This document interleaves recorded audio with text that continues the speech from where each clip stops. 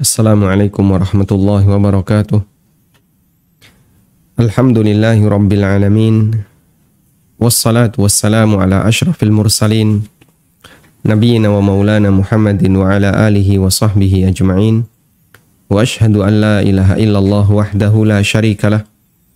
Wa ashhadu anna Muhammadan abduhu wa rasuluh sallallahu alaihi wa ala alihi wa sahbihi wa sallama tasliman katsira. Thumma amma ba'd. Alhamdulillah, kembali kita melanjutkan pelajaran rutin kita dengan membahas buku tafsir salat, dan insya Allah di kesempatan kali ini kita akan membaca tentang merenungkan makna bersedekap di dada. Bersedekap merupakan salah satu yang disyariatkan dalam salat. Nabi SAW bersabda, "Umirna ma'asyiral anbiya'i an nu'ajjila iftarana wa nu'akhkhira suhurana wa nadriba bi aymanina ala syama'ilina fis salah." Kami para nabi diperintahkan untuk menyegerakan berbuka, wa nu'akhkhira suhurana, dan mengakhirkan sahur, wa nadriba bi aymanina ala syama'ilina, dan meletakkan tangan kanan kami di atas tangan kiri kami. Dan yang dimaksud itu adalah bersedekap ketika sholat, fis sholati, ketika melaksanakan sholat. Hadis riwayat Ad-Daruqutni dan disahihkan oleh Syalbani. Renungkanlah bahwa ketika kita bersedekap pada saat sholat, hakikatnya kita sedang melaksanakan perintah Allah Subhanahu wa ta'ala kepada para nabinya. Karena Allah perintahkan kepada para nabinya untuk menyegerakan berbuka, mengakhirkan sahur, dan bersedekap ketika sholat. Sehingga ketika Anda bersedekap ketika sholat, berarti Anda sedang melaksanakan perintah Allah kepada para nabinya. Dan perintah kepada para nabi juga berlaku bagi orang-orang mukmin. Sebagaimana yang disabdakan oleh Rasulullah sallallahu alaihi wasallam, "Wa innallaha amaral mu'minina kama amara bihil mursalin." Sesungguhnya Allah merintahkan kepada orang-orang mukmin sebagaimana yang Allah perintahkan kepada para rasul. Sehingga pada asalnya perintah bagi mukmin sama sebagaimana perintah yang Allah berikan kepada para rasul. Kecuali jika di sana ada pengkhususan, sehingga itu hanya berlaku bagi para nabi, tidak berlaku bagi orang mukmin yang lain. Selanjutnya, cara bersedekap sesuai sunnah ada dua. Yang pertama, telapak tangan kanan diletakkan tanpa menggenggam di atas telapak tangan kiri, pergelangan tangan kiri, atau hasta tangan kiri. Jadi ada 3 tempat: punggung tangan kiri, pergelangan tangan kiri, hasta tangan kiri. Hasta itu sampai siku, ya. Kalau ini lengan, ya. Karena ada salah satu penerjemah yang menerjemahkan kata as-sa'id dengan lengan, padahal yang lebih tepat itu adalah hasta. Yang kedua, telapak tangan kanan menggenggam punggung telapak tangan kiri. Telapak tangan kanan menggenggam punggung telapak tangan kiri. Dan dua-duanya berdasarkan riwayat yang sahih sebagaimana yang kami cantumkan. Anda bisa memilih posisi ketika bersedekap secara bergantian, agar tidak hanya satu posisi saja, yang itu bisa membuat sholat kita cenderung bergerak otomatis tanpa dipikirkan sebelumnya. Kalau orang bersedekap punya kebiasaan posisi tertentu, setiap bersedekap selalu seperti ini, atau selalu seperti ini, atau begini, ya, di perutnya, dan selalu seperti itu ketika dia sholat, maka gerakannya akan cenderung otomatis karena dia tidak berpikir sebelumnya mau pilih gerakan yang mana. Lain halnya kalau Anda punya beberapa cara bersedekap.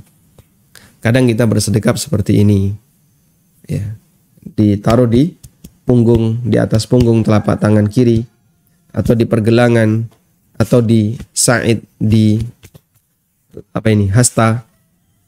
Kemudian kadang kita menggenggam, ya, sehingga tangan kiri kita genggam. Kita ada banyak pilihan ketika bersedekap, dan itu akan membuat kita pada saat bersedekap lebih mikir gitu ya. Artinya bukan gerakan yang sifatnya otomatis. Berbeda ketika Anda telah mengetahui ada beberapa cara sunnah dalam masalah ini. Anda akan berpikir untuk memilih terlebih dahulu. Dan ini akan membawa porsi khusyuk, akan menambah porsi khusyuk ketika sholat. Karena Anda memikirkan konten sholat, di mana posisi Anda menyesuaikan dengan sunnah Nabi Sallallahu Alaihi Wasallam. Sehingga mana yang lebih sesuai sunnah? Ini, semuanya sesuai sunnah, lalu kita amalkan secara bergantian. Selanjutnya, apa yang perlu kita pikirkan dan kita renungkan ketika bersedekap?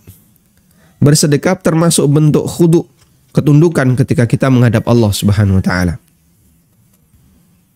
Imam Ahmad bin Hanbal, Imam Ahmad Asy-Syaibani yang meninggal pada tahun 241 Hijriah. Ahmad bin Hanbal Asy-Syaibani dilahirkan di Baghdad dan pernah berguru kepada Imam Asy-Syafi'i. Dikenal dengan gelarnya Imam Ahlus Sunnah karena kegigihan beliau dalam membela akidah Ahlus Sunnah hingga berkali-kali disiksa penguasa. Pendapat dan karya beliau banyak dijadikan rujukan. Allah pilih beliau sebagai salah satu guru besar umat Islam, sehingga karyanya banyak dan diikuti oleh banyak masyarakat, bahkan kemudian dilestarikan oleh pengikutnya menjadi salah satu madhab, sehingga kita mengenal ada madhab Hambali. Kita lanjutkan. Kata Imam Ahmad, ketika beliau ditanya, apa maksud kita melakukan sedekap ketika kita sholat? Beliau rahimahullah menjawab, huwa dhullun baina yaday azizin. Bersedekap ketika sholat adalah zullun, ya, ketundukan, baina yaday aziz, di hadapan zat yang maha perkasa, Allah Azza wa Jalla.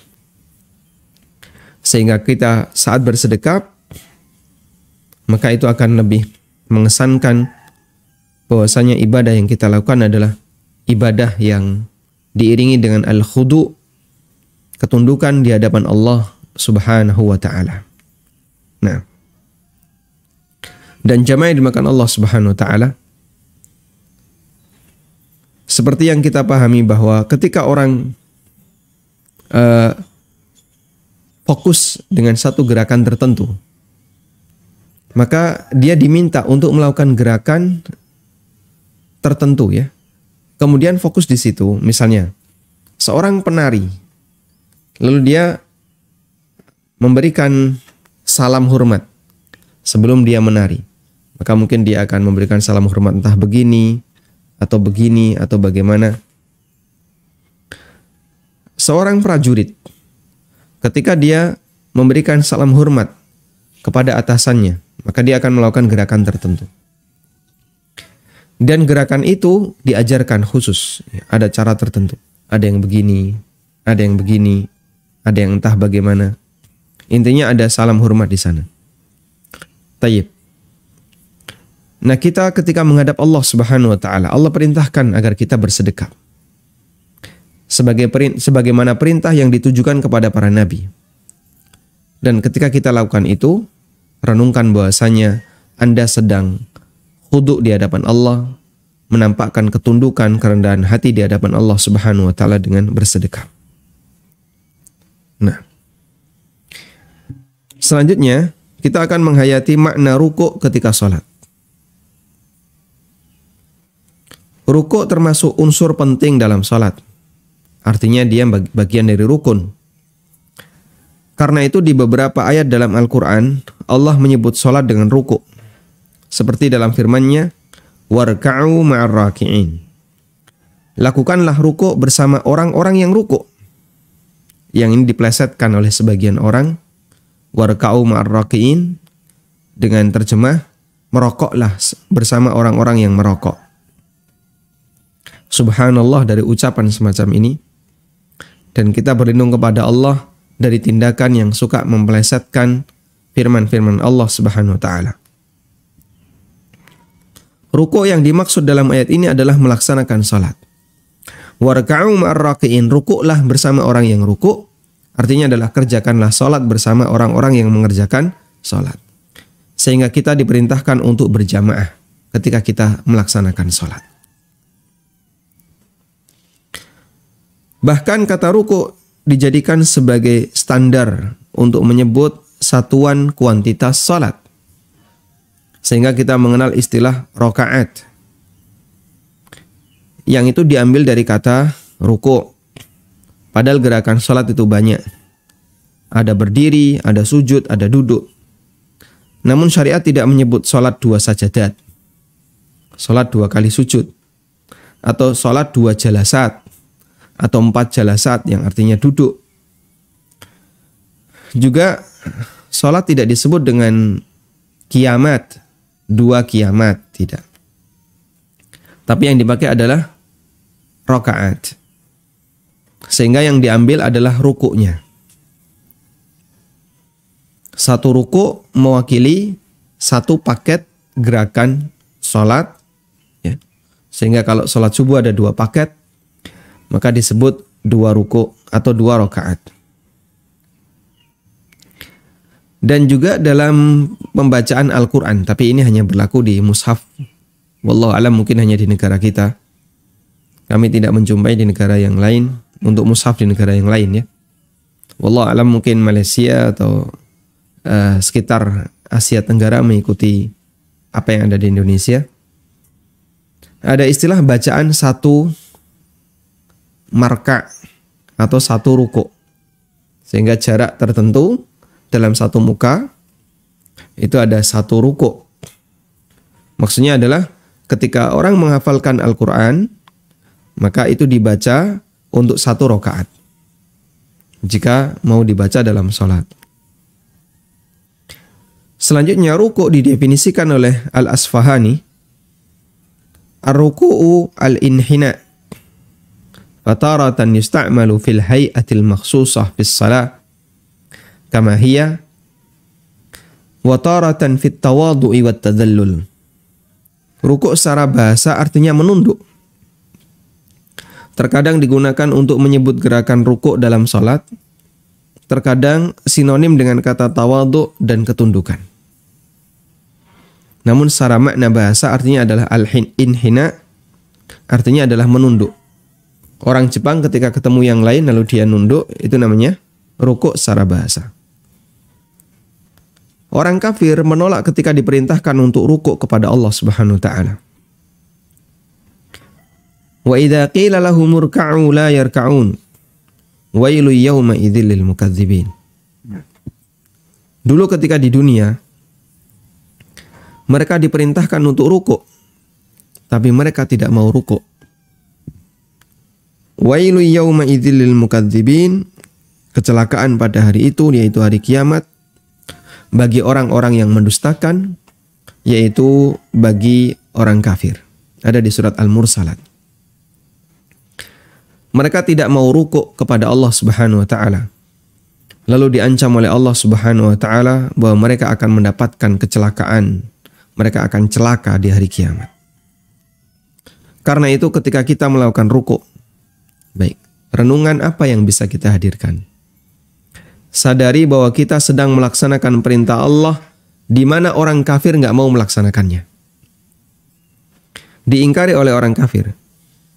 Sehingga sebagaimana orang kafir nggak mau rukuk, dia diazab oleh Allah.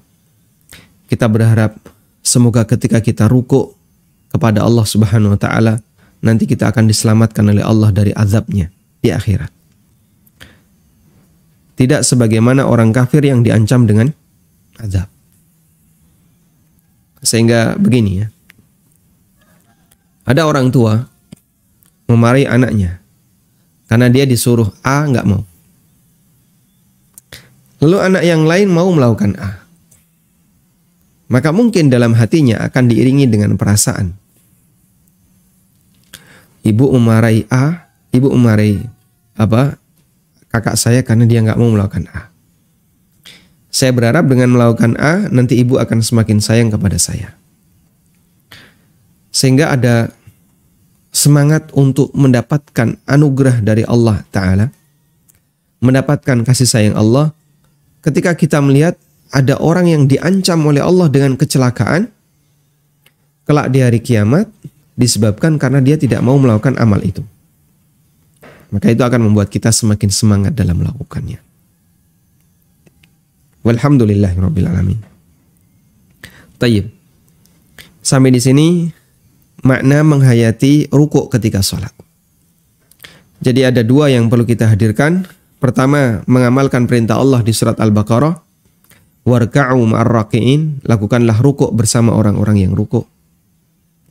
Yang kedua, agar kita tampil beda dengan orang kafir, sehingga kita berharap mendapatkan kasih sayang Allah disebabkan karena kita rukuk, sementara orang kafir mereka mendapatkan ancaman hukuman dari Allah Subhanahu wa taala disebabkan karena mereka menolak untuk rukuk. Selanjutnya yang kelima, kita beralih pada menghayati makna sujud ketika sholat. I'tidal kenapa tidak, Pak? I'tidal sama dengan posisi berdiri. Dan itu sudah kita bahas pada pertemuan sebelumnya. Kita akan membaca tentang menghayati makna sujud ketika sholat. Sujud merupakan posisi gerakan dalam sholat yang paling menunjukkan ketundukan seorang hamba di hadapan Sang Penciptanya. Ketika sujud, seorang hamba meletakkan anggota badan yang paling mulia, yaitu wajahnya, di lantai yang sejajar dengan kakinya.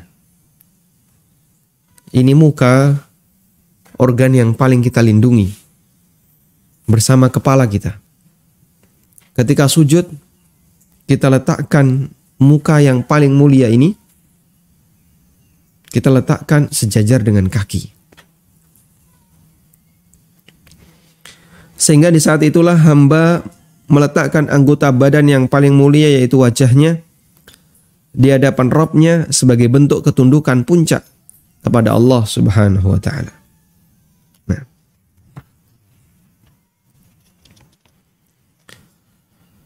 sebagai balasannya Allah mendekat kepada hamba ketika mereka sedang bersujud di hadapannya, sehingga doanya ketika itu lebih berpeluang untuk diijabai oleh Allah Azza wa Jalla.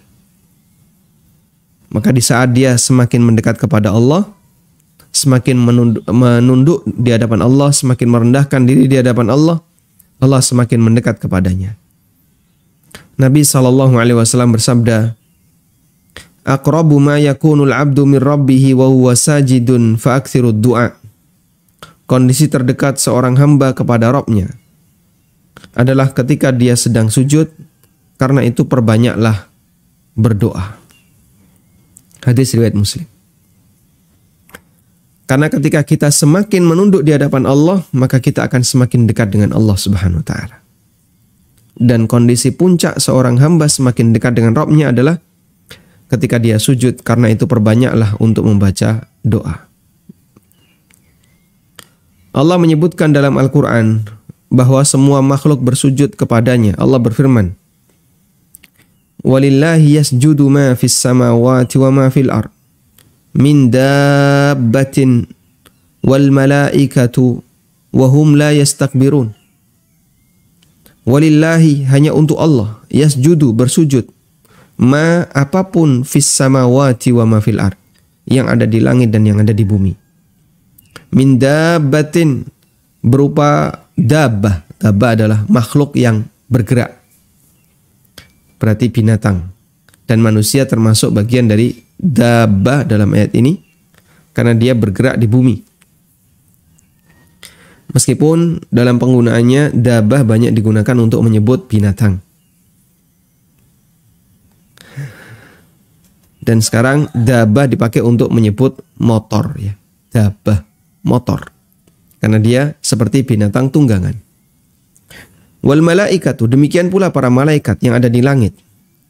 Sehingga penduduk bumi yang bergerak, semua binatang dan penduduk langit yaitu para malaikat, mereka bersujud untuk Allah Subhanahu wa taala. Dan para malaikat itu kata Allah, wa hum la yastakbirun. Mereka tidak bersikap sombong. Nah, apa makna sujud di sini? Bukankah orang kafir masuk dalam ayat ini? Karena dia masuk dalam kalimat segala sesuatu yang ada di muka bumi. Coba kita baca keterangan Ar-Raghib Al-Asfahani. Beliau menjelaskan sujud itu ada dua. Yang pertama adalah sujudul ibadah. Sujud yang nilainya ibadah. Itulah sujud yang dilakukan oleh orang yang tunduk kepada Allah. Dan pelakunya berhak mendapatkan pahala dari Allah. Seperti sujudnya seorang mukmin kepada Allah Subhanahu wa taala. Kemudian yang kedua adalah sujud taskhir. Apa itu sujud taskhir? Yaitu sujud yang mananya ketundukan. Itulah sujud yang dilakukan oleh semua makhluk, baik yang berakal dan yang tidak berakal. Karena itu mereka semuanya adalah hamba Allah Subhanahu wa taala yang tidak bisa keluar dari takdir Allah. Sehingga sujud taskhir yang dilakukan oleh semua makhluk tidak ada nilai pahala karena dia bukan bentuk ibadah kepada Allah Subhanahu wa taala. Karena maknanya adalah sujud dalam arti dia tidak bisa keluar dari kehendak Allah Subhanahu wa taala. Selanjutnya kita coba lihat kejadian di masa silam. Iblis dimurkai Allah karena dia menolak ketika diperintahkan untuk bersujud. Sampai dia menangis ketika ada seorang muslim yang melakukan sujud tilawah. Dari Abu Hurairah radhiyallahu anhu, Nabi sallallahu alaihi wasallam bersabda, "Idza qara'a ibnu Adam as-sajdata fasajada i'tazala asy-syaitanu yabki yaqulu ya wailah umira ibnu Adam bis-sujudi fasajada falahul jannah wa umirtu bis-sujudi fa abaitu faliyan nar." Ketika Ibnu Adam membaca ayat sajdah, fasajada, lalu dia sujud, maka setan pun pergi sambil menangis. Dan dia mengatakan, ya wailah, sungguh celaka aku. Umira Ibnu Adam bisujudi fasajada. Ibnu Adam, manusia, diperintahkan untuk sujud, lalu dia sujud. Falahul jannah, dan dia berhak mendapatkan surga. Wa umirtu bisujudi fa abaitu faliyan nar. Dan dulu aku pernah diperintahkan untuk sujud. Fa abaitu, tapi aku menolaknya. Faliyan nar, sehingga untukku neraka. Hadis riwayat Muslim dan Ahmad. Sehingga sujud yang kita lakukan akan membuat setan semakin terhina. Nabi SAW menyebut tentang sujud sahwi, wa in kana shalla itmaman li arba'in kanata targhiman lisyaitan. Apabila orang itu ternyata sholatnya genap, sempurna 4, maka kedua sujud sahwi, ya, di situ tertulis sujud sahih, ya. Yang lebih tepat sujud sahwi itu akan dijadikan sebagai targhiman lisyaitan, untuk mengejek setan. Sujud sahwi itu statusnya adalah untuk mengejek setan.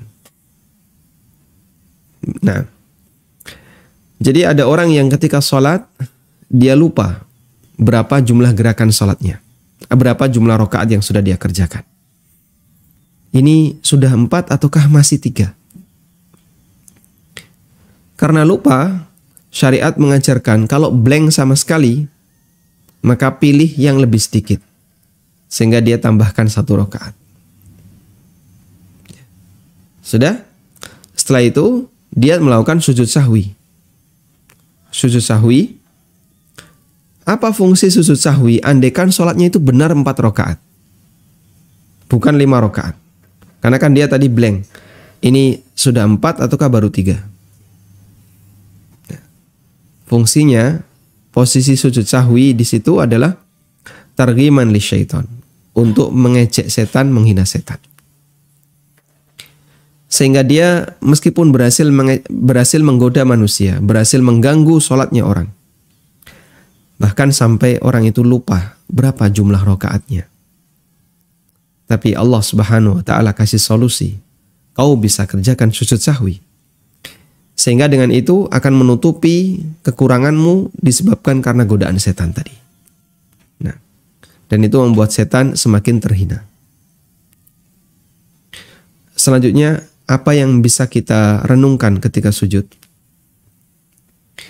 Dari apa yang tadi kita singgung, maka kita bisa merenungkan beberapa hal ketika sujud. Yang pertama, bahwasanya saat kita sujud, hakikatnya kita sedang berada di puncak kedekatan dengan Allah Ta'ala. Sebagaimana sabda Nabi SAW, aqrabu ma yakunul abdu min rabbihi wa huwa sajid. Kondisi terdekat hamba kepada Rabb-nya adalah ketika dia sedang sujud. Sehingga saat Anda sujud, bayangkan Anda di posisi paling dekat dengan Allah Azza wa Jalla. Yang kedua, Allah perintahkan kita untuk sujud. Dan malaikat juga bersujud. Orang-orang soleh bersujud. Maka ketika kita sujud, hadir dalam batin kita bahwasanya kita sedang menjalankan perintah Allah bersama orang-orang soleh, termasuk bersama para malaikat. Yang ketiga, kita teringat kondisi iblis. Iblis, dia nggak mau sujud sehingga dihukum oleh Allah Ta'ala. Maka kita berharap semoga ketika kita sujud, kita tidak menjadi pengikut iblis, dan kita akan diselamatkan oleh Allah Subhanahu wa taala dari neraka. Yang keempat, sujud itu membuat setan nangis. Dan kita senang ketika setan itu nangis. Kenapa? Sebagaimana setan senang ketika kita nangis, maka kita juga senang ketika setan itu nangis. Setan akan merasa senang ketika kita celaka di akhirat. Ketika kita melakukan tindakan yang menyimpang. Karena dia semakin memperbanyak temannya di neraka, pelampiasan dendamnya kepada Adam terwujud. Sehingga dia ketawa-ketawa, dia senang.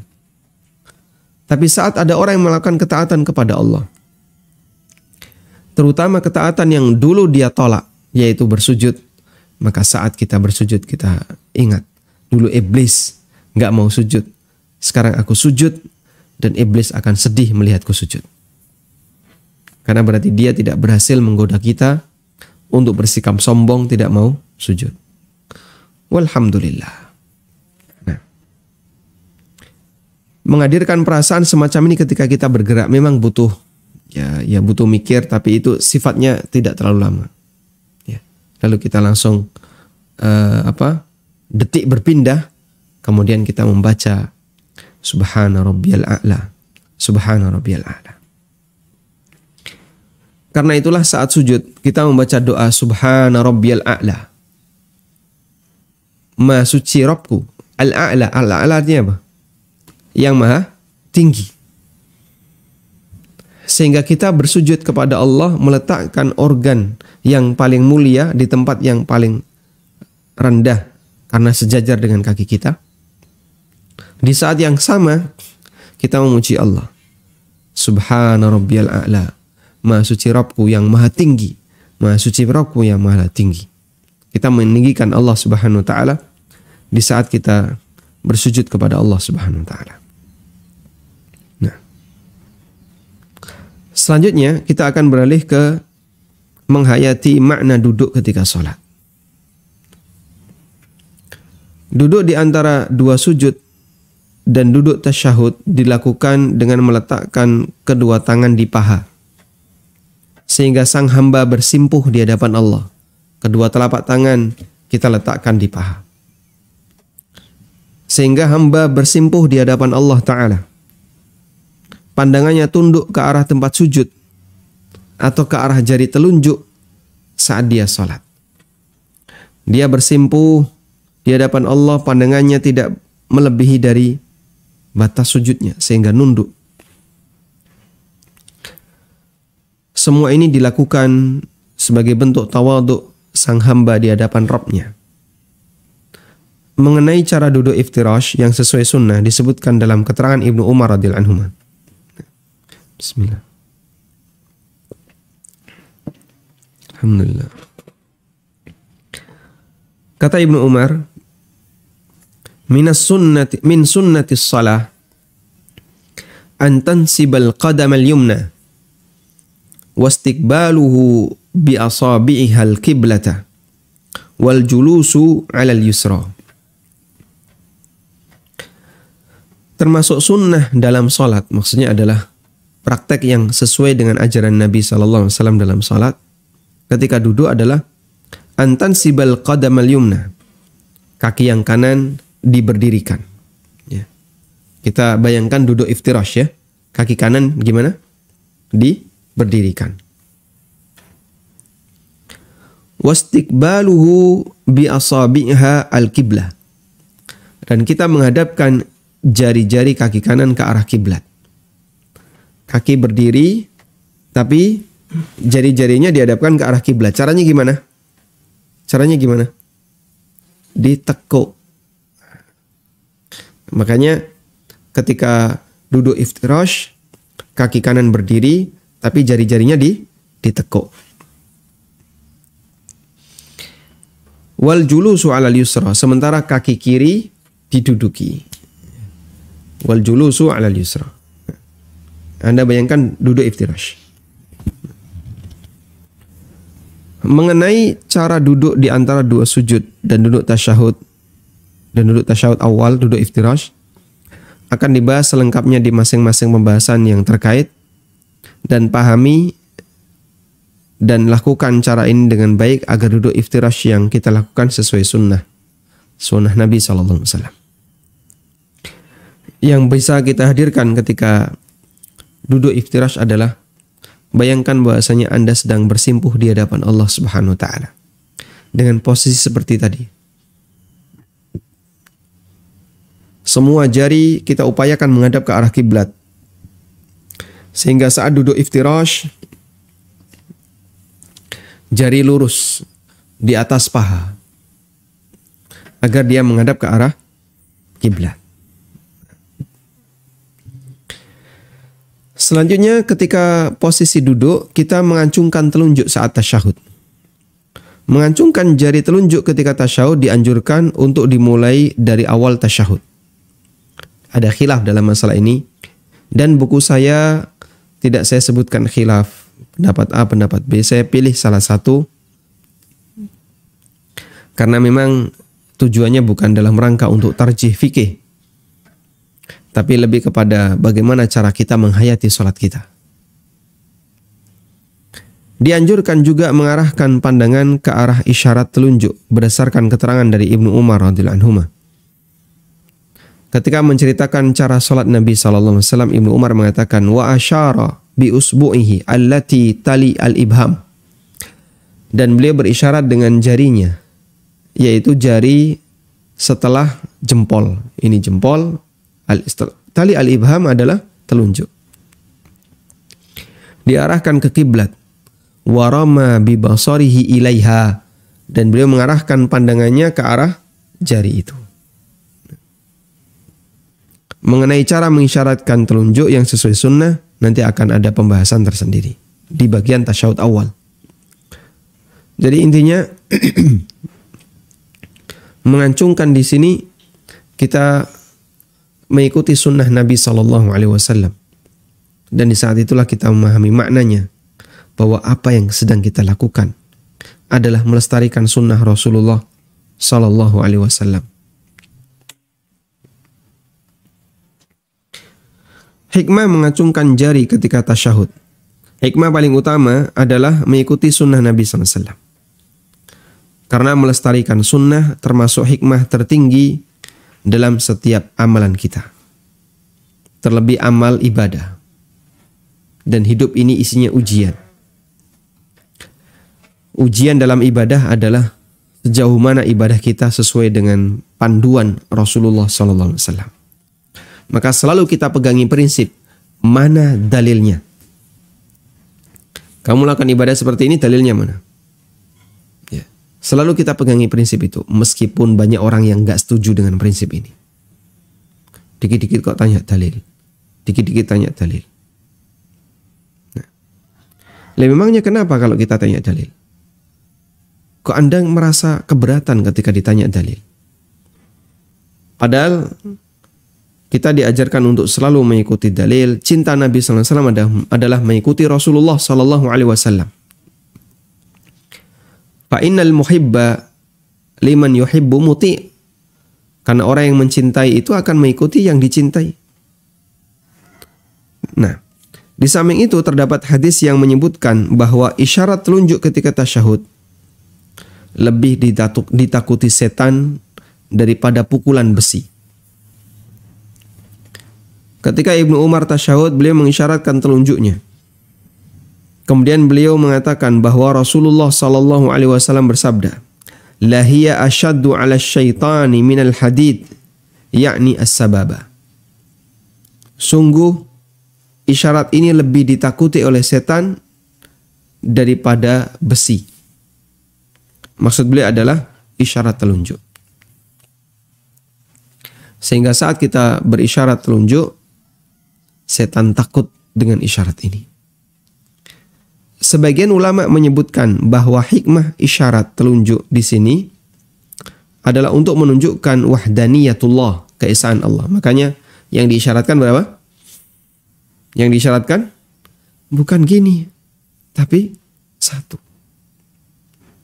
Yang kita isyaratkan adalah satu. Untuk menunjukkan keesaan Allah Subhanahu wa taala. Imam Ibnu Utsaimin rahimahullah menyebutkan bahwa isyarat jari telunjuk ketika tasyahud menunjukkan ketinggian zat yang menjadi sasaran dalam berdoa, yaitu Allah Subhanahu wa taala. Sehingga kita hadirkan perasaan bahwasanya ini menunjukkan keesaan Allah dan menunjukkan keagungan Allah Subhanahu wa taala, ketinggian Allah. Makanya kita berisyarat. Taib, demikian semoga semakin menambah pemahaman kita akan makna setiap gerakan yang kita lakukan dalam salat sehingga mendorong kita untuk lebih khusyuk dalam mengerjakannya. Wallahu taala alam wa sallallahu ala nabiyyina Muhammadin wa ala alihi wa sahbihi wasallam. Salurkan donasi Anda. Tidak ada satupun di antara sahabat Nabi SAW yang punya kemampuan kecuali mereka wakaf Untuk pembangunan SDTQ MIPS melalui rekening Bank Syariah Mandiri, kode bank 451, nomor rekening 741410499999 atas nama Yayasan Amal Abadi Indonesia. Info donasi 082 12345 7441. Semoga Allah Subhanahu wa taala memberikan keberkahan dan kemudahan. Wassallallahu ala nabiyyina Muhammadin wa ala alihi wa sahbihi wasallam. Wa akhiru da'wana alhamdulillahi rabbil alamin. Wassalamualaikum.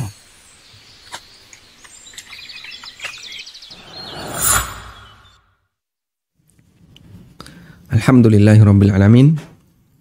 Selanjutnya kami persilahkan bagi jamaah yang mau bergabung. Baik, silahkan. Assalamualaikum warahmatullahi wabarakatuh, Ustaz. Waalaikumsalam warahmatullahi wabarakatuh. Silakan. Izin bertanya, Ustaz.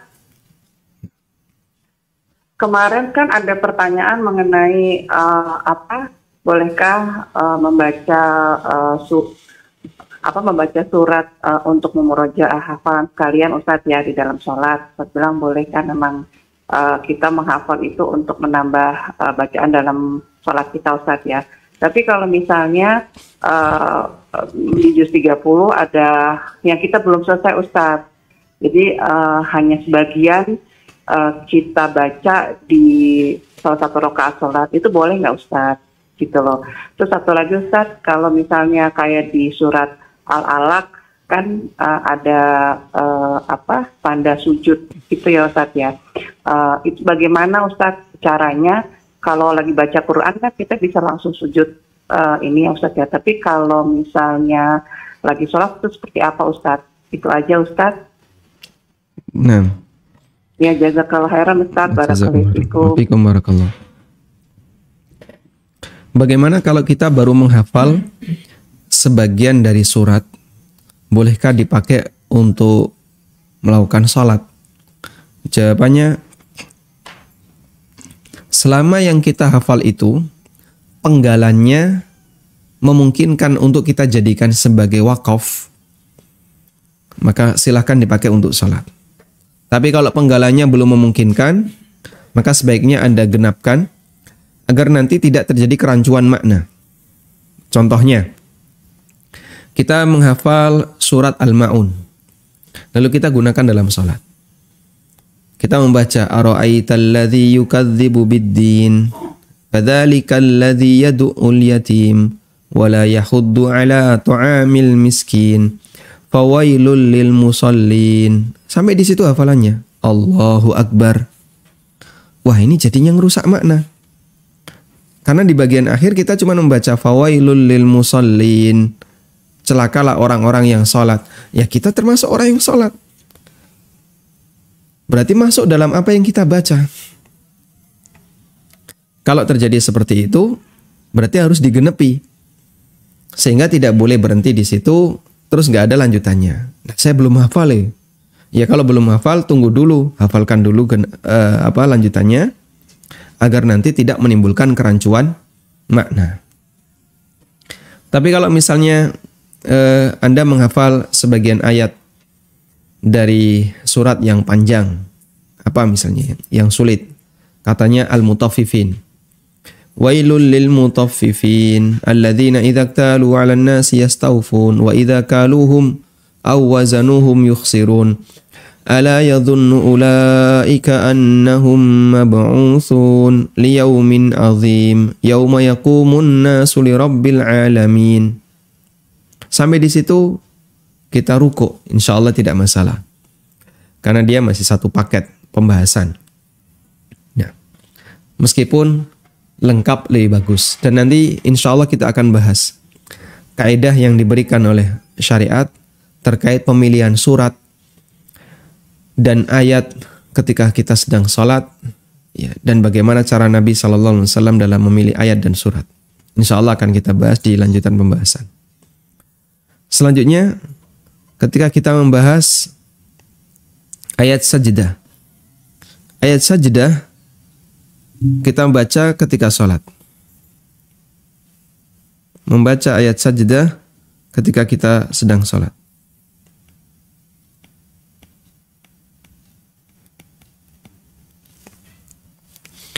Yang pertama, ayat sajdah itu di tengah surat.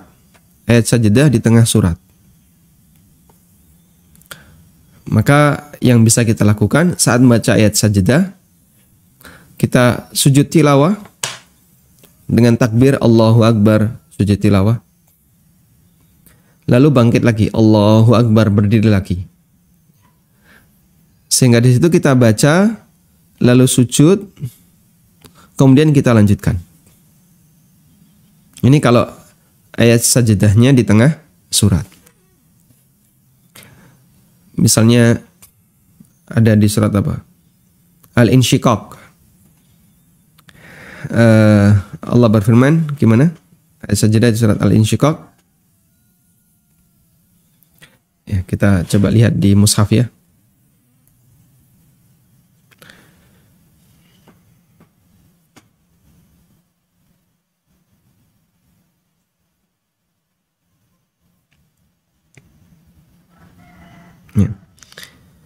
فَمَا لَهُمْ لَا يُؤْمِنُونَ وَإِذَا قُرِئَ عَلَيْهِمُ الْقُرْآنُ لَا يَسْجُدُونَ. Lalu kita sujud. Allahu Akbar, sujud. Allahu Akbar, berdiri lagi. Balil ladzina kafaru yukadzibun wallahu a'lamu bima yu'un, dan seterusnya sampai akhir surat, kemudian kita ruku. Yang kedua, ayat sajdah berada di akhir surat. Ketika ayat sajdah berada di akhir surat, maka yang kita lakukan adalah satu, ya, baca sampai selesai, lalu sujud tilawah. Sujud tilawah. Seperti ada di surat Al-Alaq. Wasjud waqtarib. Terus Allahu Akbar, sujud tilawah. Karena kita sedang salat, berarti nanti harus bangkit untuk ruku. Allahu Akbar, bangkit ruku ya. Takbir. Terus Allahu Akbar, ruku. Jadi sujud tilawah, Allahu Akbar berdiri, langsung Allahu Akbar, ruku. Ini cara pertama. Cara yang kedua, baca surat Al-Alaq, lalu sujud tilawah. Kemudian Allahu Akbar, baca ayat lanjutannya, surat lanjutannya.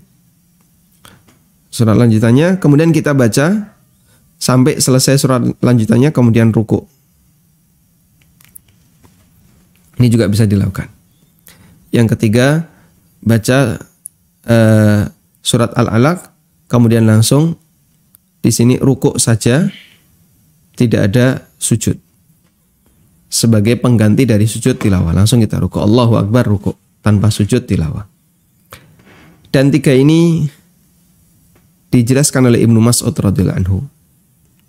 Cara yang ketiga ini dijelaskan oleh Ibnu Mas'ud sebagai pengganti dari sujud tilawah. Ketika sujud tilawah itu ada di akhir surat, maka bisa langsung dengan ruku. Wallahu a'lam.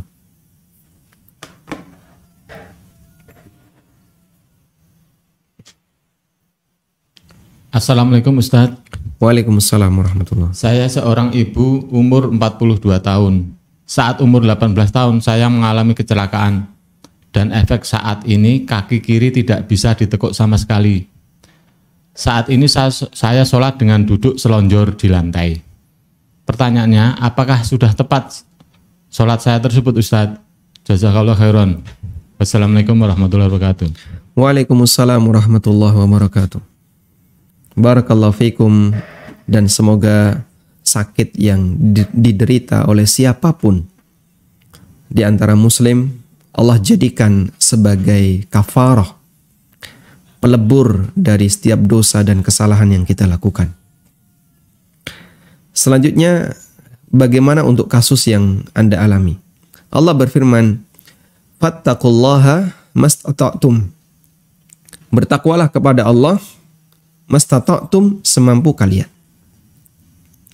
Nabi SAW bersabda, wa idza amartukum bisyai'in fa'tu minhu mastata'tum. Apabila aku perintahkan kalian untuk melakukan sesuatu, maka lakukanlah semampu kalian. Dan itu jadi kaidah bahwa setiap amalan yang wajib dia dilakukan sesuai dengan kemampuan hamba. Sehingga kalau bisa ideal A, dia harus lakukan yang ideal, yang sempurna. Kalau tidak bisa, maka dia lakukan yang di bawah derajat sempurna sesuai dengan kemampuannya. Jika kasusnya adalah kaki tidak bisa ditekuk, tapi bisa diajak untuk berdiri, sehingga Anda bisa berdiri, cuman kalau ditekuk untuk sujud, untuk duduk, tidak bisa. Maksudnya duduk iftirash atau duduk tawarruk tidak bisa. Tapi berdiri bisa. Maka Anda harus sholat sambil berdiri. Karena berdiri ketika sholat wajib hukumnya rukun. Dan ketika posisi di mana kaki itu tidak bisa diajak untuk digerakkan dengan sempurna. Misalnya tidak bisa diajak untuk sujud, tidak bisa diajak untuk duduk di antara dua sujud dan seterusnya. Maka Anda duduk dengan kursi. Ya. Sehingga Anda bisa menggunakan kursi kecil, ya. Kursi yang kira-kira tidak sampai membuat kaki Anda ditekuk, ya. Sebisanya. Misalnya kursi plastik itu, ya, kursi-kursi plastik Anda sholat sambil berdiri. Nah, saat mulai, kalau bisa rukuk harus rukuk ya. Saya masih bisa rukuk, Pak. Yang penting pokoknya kakinya lurus. Anda harus rukuk. Di posisi kaki lurus. I'tidal berarti bangkit, berdiri lagi. Nah, saat sujud Anda duduk. Lalu berisyarat. Allahu Akbar. Allahu Akbar. Allahu Akbar. Sehingga sujud dan duduk di antara dua sujud serta tasyahud nanti dilakukan di posisi duduk. Tidak masalah yang seperti ini. Itu yang saya maksud menerapkan kaidah fattaqullaha mastata'tum. Bertakwalah kepada Allah semampunya. Sehingga yang bisa berdiri harus tetap berdiri. Kalau nggak bisa berdiri, dia nggak bisa berdiri. Kalau berdiri lama, wah nanti bisa orang vertigo itu kan dia. Kalau berdiri bisa langsung geleyang. Maka silahkan sholat sambil posisi duduk. Duduk sebisanya. Wallahu a'lam. Silahkan. Assalamualaikum warahmatullahi wabarakatuh. Waalaikumsalam warahmatullahi wabarakatuh. Saya Ibu Suryana dari Langsa, Aceh, Ustadz. Silakan Ibu. Mau bertanya. Dikatakan kalau membaca surat Al-Baqarah, maka setan akan lari terbirit-birit. Sedangkan saya, Ustadz, saya berusaha menambah hafalan, murojaah, itu saya bawa sholat. Jadi otomatis saya tidak mengulang-ulang dari surah Al-Baqarah. Jadi saya kalau bulan Ramadan baru saya dari berusaha menghatamkan Al-Quran dan Al-Baqarah. Jadi kalau saya tidak membaca surah Al-Baqarah, murojaah, tambah hafalan, murojaah, tambah Al-Quran, apakah setan itu tidak lari terbirit-birit? Yang kedua, Ustadz, saya adik yang paling kecil, 2 kakak saya di atas, 1 laki-laki, 1 perempuan. Hubung silaturahminya terputus, Ustadz. Jadi umur kami sudah kalau saya di bawah 60, mereka di atas 60. Susah sekali karena kakak perempuan saya ini memang agak tajam lisannya, berulang-ulang terjadi lagi. Jadi kakak laki-laki saya ini sakit hati sekali. Yang sekarang dua-dua sudah sakit-sakitan, Ustadz, sakit jantung, sakit yang berat. Jadi hubungan belum tersambung, apalagi di zaman COVID ini tidak ada kunjungan. Saya selalu berdoa, menangis, Ustadz, beri kesempatan sebelum tiba ajal. Jadi apa yang harus saya lakukan dengan menjaga, takut juga saya yang kena semprot nanti dari kakak laki-laki, terutama cukup keras orangnya, Ustadz. Mohon pencerahannya. Barakallahu fiik. Assalamualaikum warahmatullahi wabarakatuh. Waalaikumsalam warahmatullahi wabarakatuh. Nah, untuk yang pertama, ketika Anda tidak membaca surat Al-Baqarah karena kesibukan tertentu dengan surat yang lain, di posisi ini tidak sampai melakukan perbuatan dosa. Nabi SAW menjelaskan keutamaan banyak surat. Surat ini punya keutamaan, surat ini punya keutamaan, surat ini punya keutamaan. Dan memang idealnya kita baca semuanya. Cuman kita punya banyak keterbatasan. Kita misalnya saya baca Qur'annya masih lambat sekali. Saya baca Qur'annya masih plegak-pleguk. Kadang lancar, kadang lambat. Ada yang saya masih sibuk menghafal surat di juz Ammah, di juz 30. Ada banyak faktor di mana kita tidak bisa melaksanakan semua itu. Dan itu adalah sunnah tanawwu. Artinya semuanya bagian dari ajaran Nabi SAW. Dan kita dikasih pilihan. Mau yang ini bagus, yang ini bagus. Memang yang paling bagus adalah kalau bisa semuanya. Ya. Karena itu Nabi SAW pernah mengatakan, khudhu minal a'mali ma tutikun. Ambillah amal dari syariat ini yang mampu kalian rutinkan. Fa innallaha la yamallu hatta tamallu. Karena Allah enggak pernah bosan untuk memberikan pahala kepada hambanya hatta tamallu, sampai kalian sendiri bosan untuk beramal. Nabi SAW menyebutkan salat punya keutamaan, puasa punya keutamaan, zikir ada keutamaannya, membaca Quran ada keutamaan, ini ada keutamaan, ini ada keutamaan. Ada banyak sekali amal yang berisi keutamaan. Cuman Masya Allah ini kalau kita praktekkan semuanya, rasanya kok mustahil. Makanya saya terkadang terheran begini. Itu orang yang sibuk dengan bid'ah. Apakah dia sudah mengamalkan semua sunnah? Kok sampai dia cari-cari amal yang lain yang gak ada dalilnya? Yang pakai dalil saja, kita itu belum tentu mampu untuk mengerjakan semuanya. Ini ngapain ditambah-tambahi? Sehingga kadang saya itu terheran, ini ngapain orang ini? Masih banyak pekerjaan, ibaratnya begini ya. Instruksi dari kantor, kamu kerjakan 10 item. Dari 10 item itu, bagian dari kredit kamu yang nanti akan dapat upah tambahan. Kita kalau kerjakan fokus 10 item ini, belum tentu mampu menyelesaikannya. Ada yang bisa cuma ngerjakan 5, ada yang cuma ngerjakan 7, ada yang cuma ngerjakan 6, sesuai dengan kemampuannya. Ya. Tapi tiba-tiba ada orang yang, karyawan yang mengerjakan pekerjaan yang lain. Ya, kamu ini nganggur apa? Uang 10 item ini belum tentu kamu bisa laksanakan semuanya. Ngapain kau kerjakan yang lain? Yang belum tentu ada gajinya. Makanya perbuatan yang sangat melelahkan, tapi ternyata dia tidak mendapatkan pahala, adalah sebuah kecelakaan yang besar. Ya. Allah Subhanahu wa taala berfirman, "Qul hal nunabbi'ukum bil akhsarina a'mala alladzina dhalla sa'yuhum fil hayatid dunya wa hum yahsabuna annahum yuhsinuna sun'a." Apakah aku telah sampaikan kepada kalian siapakah orang yang paling merugi amalnya? Alladzina dhalla sa'yuhum. Mereka adalah orang yang usahanya itu dhalla, menyimpang. Tidak ada perintah dan instruksi, menyimpang dari instruksi. Wahum yahsabuna annahum yuhsinuna sun'a. Sementara dia semangat untuk melakukannya karena dia merasa telah melakukan satu amal yang baik. Sehingga dia berusaha untuk menjaga amal itu, berusaha untuk melestarikan amal itu.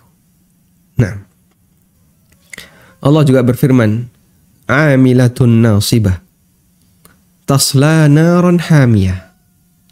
Amilatun, orang yang rajin beramal, nasibah, yang sangat gigih dalam mempertahankan amal.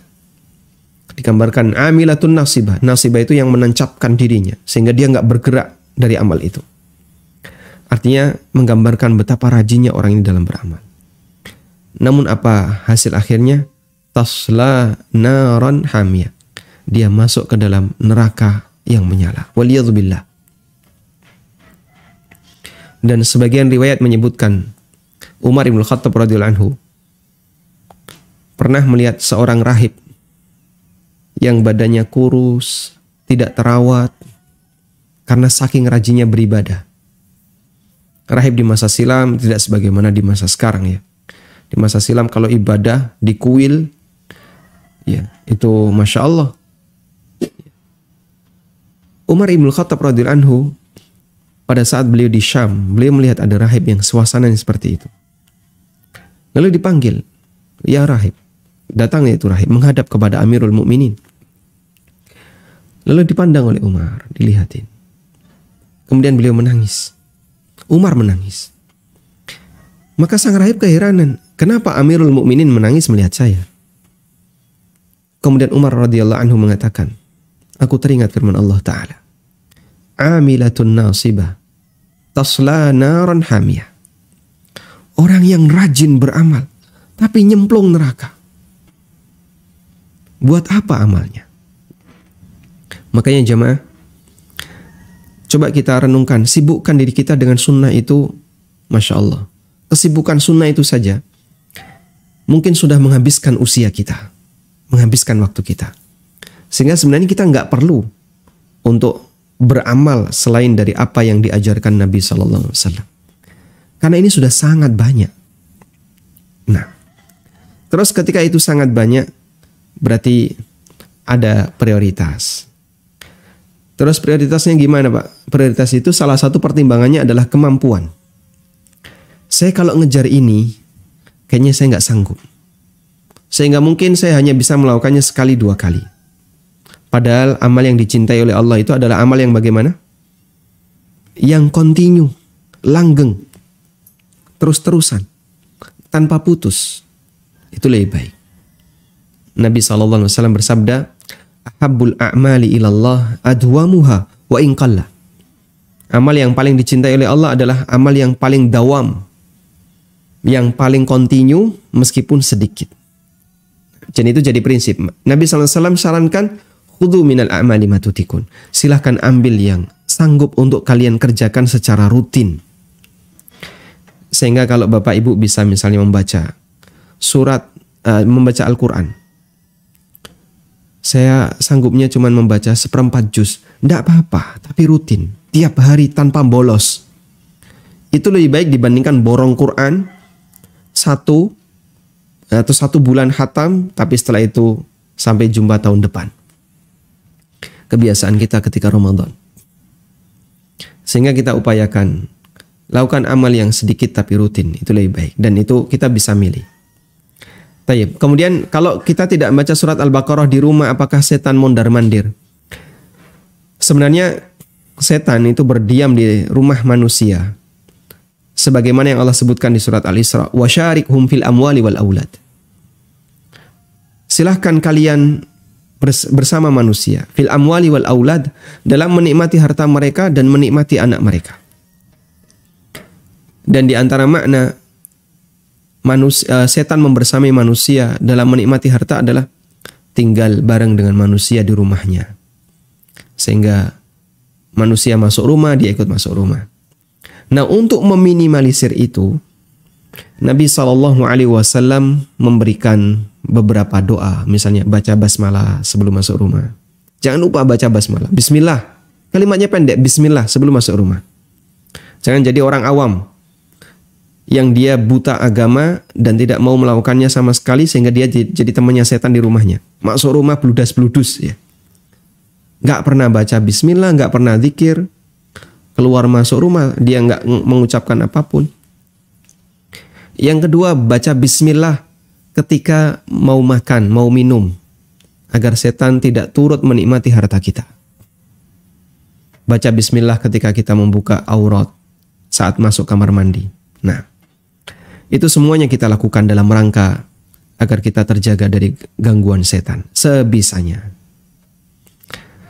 Selanjutnya, Anda bisa baca surat Al-Baqarah kalau nggak mampu untuk rutin ya, misalnya bisa dengan kemudian menggunakan rekaman suara, karena kalimatnya adalah tuqra'u fihi suratul Baqarah. Inna syaitana yanfiru min baitin tuqra'u fihi suratul Baqarah. Sesungguhnya setan lari dari rumah yang dibacakan surat Al-Baqarah. Kalimat dibacakan menunjukkan siapapun yang membacanya bebas. Bisa penghuninya, bisa orang lain yang membaca Quran di situ, bisa juga pakai rekaman dan seterusnya. Selanjutnya, semangat Anda untuk menyatukan keluarga Anda agar mereka bisa silaturahmi. Jadi permusuhan untuk urusan dunia itu maksimal dibatasi oleh Nabi SAW maksimal 3 hari. Kalau lebih dari itu, ya nanti menjadi masalah di akhirat. Maka bagus sekali jika Anda punya upaya besar untuk menyatukan kembali. Dan termasuk di antara amal besar adalah islahu dzatil bain. Mendamaikan 2 orang yang sedang sengketa. Baik. Coba barangkali ini bermanfaat ya. Anda sediakan hadiah untuk kakak laki-laki, tapi atas nama kakak perempuan. Ya. Dan sebelumnya Anda bisa menghubungi kakak perempuan. Ya. Ini saya mau ngasih hadiah ke kakak laki-laki. Ya, atas nama Anda, misalnya atas nama kakak perempuan. Lalu kita kasihkan. Dan berikan hadiah Untuk kakak perempuan atas nama kakak laki-laki. Sampaikan kepada mereka. Ancamannya berat kalau sampai permusuhan semacam ini dibawa mati. Apa untungnya? Padahal masing-masing sudah lanjut usia ya. Di atas 60 tahun. Coba kita perhatikan ya. Ini pernah dinyatakan oleh As-Suyuti. Ada karakter anak kecil yang andaikan itu dimiliki oleh orang dewasa, pasti dia menjadi ahli jannah. Pertama, anak kecil itu kalau berantem, semangatnya apa? Damai. Semangatnya damai. Sehingga dia berantem nangis, dua-duanya nangis. Pagi berantem, siang main balik, main bareng. Dan sudah nggak ada permusuhan, sudah nggak ada hilang. Meskipun orang tuanya masih bermusuhan. Ya. Anaknya si A, anaknya si B berantem. Si A dan si B ikut apa? Berantem. Anaknya sudah main bareng, orang tuanya masih bermusuhan. Begitu kan? Ya, itu umum di masyarakat. Sehingga anak kecil itu ketika punya sengketa, punya masalah, semangatnya islah. Semangatnya mari kita perbaiki. Mari kita akrab. Mari kita jadi kawan. Itu anak kecil. Mereka tidak menyimpan dendam. Masya Allah. Kita kalah dengan anak kecil. Mereka tidak menyimpan dendam. Yang kedua, anak kecil itu tidak rakus harta. Sehingga yang dia pikirkan adalah apa yang dia butuhkan. Anda kasih dia uang 100.000. Masya Allah. Ulus yang warnanya merah. Yang halus-halus. Ya, kata orang kan kayak gitu ya. Dengan apa misalnya es krim yang harganya cuma 2.000. Aice itu kan 2.000 ya. Suruh pilih mana? Pilih salah satu. Dia milih mana? Milih es krim, Pak. Karena dia merasa, saya butuh ini, tidak butuh itu. Sehingga dia nggak punya perasaan. Ini kamu bisa simpen loh ya. Enggak. Yang ngajari anak kecil nabung itu siapa? Yang ngajari anak kecil menyimpan harta itu siapa? Orang tuanya. Kamu tabung. Ya memang ada banyak apa? Tujuan ya. Biar nanti bisa dipakai ini, dipakai ini. Tapi anak kecil sendiri sebenarnya nggak punya karakter untuk nyimpan harta. Yang ngajari anak kecil nyimpan harta itu orang tuanya. Kamu tabung. Biar nanti nggak minta bapak lagi kan gitu ya. Karena dia sudah punya simpanan. Nah karakter-karakter seperti itu ketika ada pada diri manusia, maka kata Suyuti dia akan menjadi penduduk surga. Wallahu ta'ala alam. Demikian yang bisa kita sampaikan, semoga menjadi kajian yang bermanfaat. Wassallallahu ala nabiyyina Muhammadin wa ala alihi wa sahbihi wasallam. Wa akhiru da'wana anil hamdulillahi rabbil alamin. Subhanakallahumma wa bihamdika asyhadu an la ilaha illa anta astaghfiruka wa atubu ilaik. Wassalamualaikum warahmatullahi wabarakatuh.